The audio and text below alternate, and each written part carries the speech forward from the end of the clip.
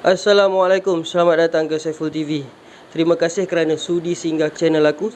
Yang mana baru nak tonton, aku nak cakapkan ini adalah kisah tentang cerita-cerita seram daripada rakan-rakan, sahabat-sahabat, subscriber daripada YouTube channel aku. Okey, ini adalah malam Isnin yang mana aku akan menceritakan pengalaman-pengalaman misteri daripada rakan-rakan subscriber kita. Sebelum kita nak lanjut lagi cerita, kita roll dulu intro.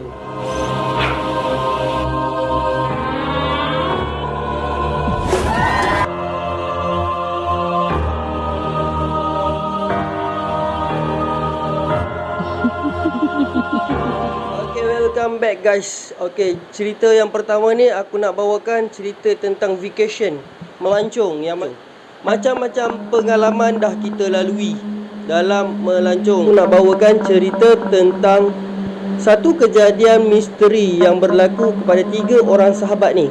Diorang ni sahabat baik lah. Aku bagi nama diorang, seorang Azim, seorang Fauzi dan seorang lagi Din. Din ni yang paling muda.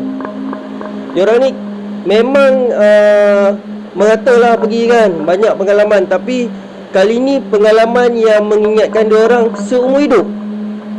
Cerita dia bermula 5 tahun lepas, yang mana cerita ni diorang dah plan lah cuti, masing-masing cuti hujung tahun kan, bulan 12. Diorang dah plan sama-sama 3 orang bertemu pada satu tempat.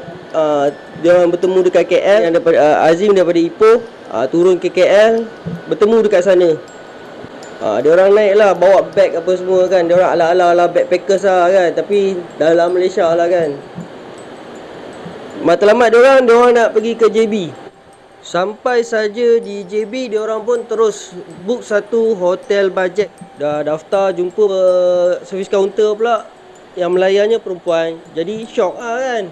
Kita sebagai lelaki disambut dengan senyum mesra kan. Bawa lah beg tu naik ke bilik. Bilik dia bilik 105. Dibawa naik ke tingkat atas bilik 105. Diorang pun packing barang apa, semayang semua siap. Dah sweater tu, diorang pun rasa lapar lah petang kan. Jadi rancang lah diorang kata nak makan kat mana kan. Yang si Din, dia kata dia dah tak larat.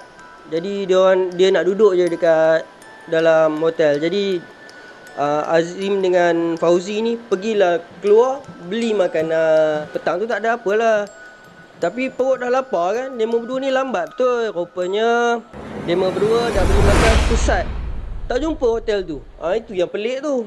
Diorang sesat. Dah ambil teksi pun pusing-pusing dah ambil kan kawasan tu. Sebab diorang macam backpackers kan, naik bas tadi. Dah pusing-pusing kat tu, tak jumpa hotel tu. Si Din ni tunggu. Tak apalah, mungkin dia nak terlelap sekejap kan. Terlelap lah lepas asar tu, terlelap. Sedar-sedar dah maghrib. Bila dah maghrib, dekat situ dia mula start. Hari pertama dah kena dah. Hari pertama bunyi ketukan dekat pintu. Dia ingatkan room service kan, datang nak bagi makan. Tapi yang pelik, hotel bajet mana ada room service sangat, mana ada hantar-hantar makan. Tapi tak apalah, dia buka pintu. Buka pintu, tak ada orang. Siapa pula main? Dia ingatkan alah budak-budak nakal kan. Tutup balik pintu. Baring lagi sementara tunggu maghrib. Dia semayang maghrib apa semua. Baringlah depan TV. Penat kan, jadi dia pun tutup lah lampu ruang tamu, bagi TV dia menyala. Baru syok tengok TV. Sekali dia dengar bunyi tap macam air menitik. Di sinilah bermulanya. Dan tiba-tiba seolah-olah dibuka bilik air tu. Din menjengah sekali lagi perlahan-lahan untuk melihat apa yang ada dalam tandas. Dia buka pintu tandas tu, lihat apa yang dia nampak adalah air yang berkarat. Namun bukan air yang berkarat sahaja, terdapat juga bau yang agak tidak menyenangkan. Adakah ia bau kari ataupun bau sambal petai? Namun yang pasti, ia adalah bau keseraman. Biasalah, perut dah lapar. Dia fikir macam tu kan. Air paip yang kotor berkeledak tu pun dia nampak macam kuah kari. Sekembalinya dia ke katil, kakinya mula terasa seperti dijilat-jilat. Labah beruk dia tarik kaki dia. Terkejut apa dia tengok, tapi tak nampak apa-apa. Selepas itu pula bunyi seolah-olah katil ditarik. Katil ditarik perlahan-lahan. Ia menambahkan lagi ketakutan dalam diri Din. Dap, dap, dap. Jantung berdetak laju.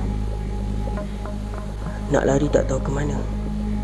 Namun apa yang ada di bibir hanya lafaz dan kata-kata zikir, mengingatkan diri pada Yang Esa.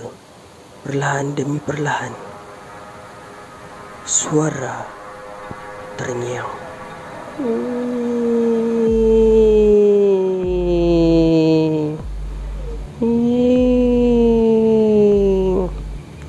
Sehingga mendekat bunyinya kepada telinga. Dalam teriakan bunyi nyaring di hujung telinga, bunyi cakaran di tingkap pula melanda. Seolah-olah kuku yang tajam sedang mencakar. Kelang kabut, Din mula melangkahkan kaki untuk keluar ke pintu. Namun pintu tak dapat dibuka. Kecak. Dia buka. Namun dia lupa akan kunci yang berantai di atas. Kelang kabut, dia lari keluar. Semasa lari keluar, dia nampak satu susuk tubuh yang sedang cuba untuk terjun dari tembok balkoni hotel berkenaan. Susuk itu berulang-ulang kali terjun ke bangunan itu. Dia terjun. Si Din dengan kalimat-kalimat yang ada di bibirnya cuba untuk lari lagi sekali, jauh sejauh pantas mungkin, sepantas Mike Tyson. Dia cuba lari, namun seperti ada halangan di hujung tangga. Dia beralih arah ke arah sebelah kanan. Dia mendapati satu tangga untuk turun. Namun semasa menuju ke tangga, dia tersungkur seolah-olah kakinya telah diselit. Dalam terhencut-hencut dan bibir penuh zikir dan kalimat, dia turun perlahan-lahan dalam ketakutan dan lari keluar bangunan. Namun setelah dia toleh mendapati bangunan yang dia duduki adalah bangunan usang. Sementara itu, semasa Azim dan Fauzi sedang mencari hotel selepas mencari makan, dia menjumpai Din tergopoh-gapah tengah lari dan minta driver untuk memberhentikan kereta. Din memasuki teksi berkenaan. Jadi Azim dan Fauzi bertanyakan kepada Din apa yang berlaku. Kenapa dia terpinga-pinga, termengah-mengah, sampai tak bercakap apa-apa, tak mampu berkata apa-apa. Lalu driver teksi itu merasa pelik. Kenapa Din keluar melalui bangunan yang telah ditinggalkan, bangunan usang. Lalu perlahan-lahan driver menceritakan kisah apa yang berlaku dekat bangunan tersebut. Bangunan tersebut adalah bangunan yang mana dulu pernah berlaku pembunuhan kejam seorang wanita dalam bilik 105, di mana ia dibunuh kejam, ditikam-tikam. Jadi mereka pun tak dapat nak lelapkan mata kerana susah hati. Barang-barang pun masih tinggal dalam bangunan tu. Jadi mereka ambil keputusan untuk duduk mana-mana kedai makan dulu, kedai-kedai mamak yang masih buka. Sementara untuk tunggu siang untuk ambil barang-barang mereka, ditemani pemandu teksi. Selesai siang, mereka pun pergilah ambil barang-barang tu. Dalam ketakutan, dengan pantas, dengan bingkas, mereka masuk ke dalam hotel tu. Apa yang memeranjatkan apa yang mereka lihat dalam bangunan adalah situasi yang sangat berbeza apabila mereka sampai semalam. Okey, jom kita pergi ke cerita yang kedua. Ia berkenaan dengan hutan. Cerita ini disampaikan kepada aku oleh Zamri. Sebelum aku nak bercerita lebih lanjut, aku nak bagi tahu yang sebenarnya cerita hutan ni dah dirakam, namun tak berjaya. Sebab ada beberapa gangguan yang telah menghantui kami semasa penggambaran dilakukan. Cerita dia macam ni. Semasa penggambaran, intro sahaja yang aku dapat untuk video tu. Sepanjang rakaman, sebab video aku seolah-olah dihentikan, di-stopkan. Hanya ada sedikit intro sahaja. Bila dah selesai semua, aku balik, aku dapati kaki aku berdarah sedangkan aku berkasut. Tapi tak ada luka. Itu yang aku muskil. Jadi dekat situ aku dah rasa tak sedap hati. Jadi kami buat keputusan untuk tidak lagi buat penggambaran dekat tempat yang mana aku buat video pertama aku dengan grup-grup yang first, dengan Helmi Studio, dengan Jebat Derhaka. Korang boleh tengok dekat tempat tu. Yang mana duduk dekat area-area situ mungkin tahulah tempat tu kan. Aku tak nak cerita. Okey, kita move kepada cerita Zamri tadi. Sebelum tu aku nak ucapkan terima kasih kepada Zamri yang telah menceritakan kisah dia kepada aku. Cerita dia begini. Zamri ni seorang yang gemar menangkap ayam. Dia suka akan ayam-ayam ni, bukan untuk makan tapi untuk hiasan dia. Macam kita bela kucing kan, tapi dia minat ayam hutan. Satu hari bapa saudara dia ajak pergi tangkap ayam hutan dekat kawasan Parit Perak. Pas asar pergi. Diorang pergi berdua naik motor. Namun dengan perasaan rasa yang membara, jiwa muda. Apa yang ada dalam mindset hanya nak tangkap ayam, nak bawa balik ayam. Itu yang dia fikirkan. Tanpa memikirkan tentang pantang larang dan adab ketika masuk hutan. Dia pun sembrono dia masuk hutan. Tak ada baca doa, tak ada apa. Terus dia masuk, ikut pakcik dia. Masa dia masuk dalam hutan, dia mendengar satu pokok tumbang kan. Tapi bunyi dia agak jauh. Dia tak tahulah pokok tumbang ke apa ke, gajah lalu ke kan. Bunyi pokok tumbang. Dia pun dengan pakcik dia tu, dia dah bawa persiapan dah dengan ayam denak semua. Ayam yang hidup tu kan, untuk dibuat umpan tarikan kepada ayam hutan yang lain. Jadi dia bubuh ayam hutan tu pada perangkap yang ada tu, dekat satu sudut hutan tu. Namun semakin lama semakin kuat bunyi pokok yang tumbang, ranting-ranting yang patah. Pakcik dia mula tak sedap hati sebab dia dah tahu dah.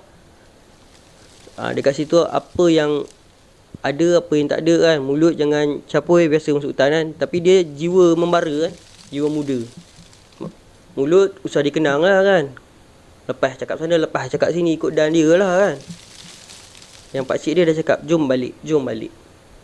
Kata dia.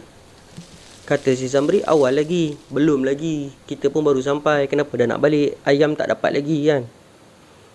Jadi, nak jadikan cerita, masa dah letak perangkap tu dengan ayam denak tu, dia beransur jauh sikit, dia nampak seekor ayam yang pelik, sangat cantik. Namun dia tak sedap hati. Ajak Zamri balik sekali lagi. Jom balik, tergesa-gesa.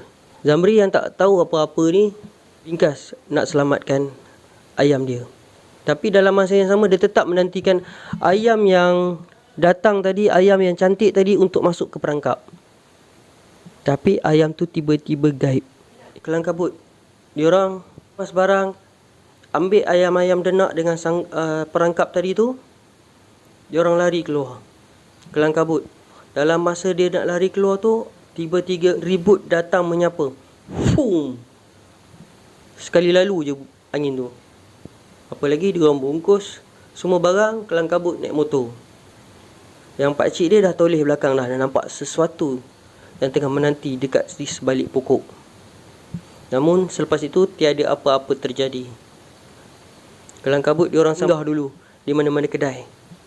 Sebab kata orang tua-tua, kalau apa-apa berlaku balik hutan ke, balik mana ke, tempat yang kita rasa agak seram, agak menakutkan, kita jangan terus balik rumah. Singgah mana-mana dulu. Dia pun singgah mana-mana. Sekali dia dapati ayam denak dia, ayam yang diumpankan dalam perangkap tadi, dah tiba-tiba buta sebelah mata.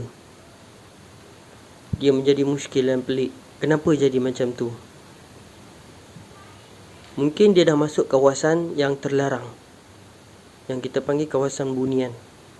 Okey, itu saja hari ni yang aku nak sampaikan. Hanya 2 cerita. Mungkin akan datang aku akan bagi 3 cerita. Kita tengok pada yang nak beri cerita pada saya, sama ada melalui email ke, melalui WhatsApp ke, kita tengok nanti akan datang. Sebelum tu, sebelum tamatkan cerita ni, yang mana belum subscribe, bantu aku dengan subscribe dulu. Sebelum korang nak tutup, sebelum apa, korang subscribe dulu. Bawah tu, button tu, loceng tu, korang tekan button loceng tu. Dan like, bagi thumbs up sikit. Aku nak ucapkan terima kasih kepada subscriber yang dah sudi menonton cerita aku sampai habis. Okey, itu sahaja. Sekian. Assalamualaikum.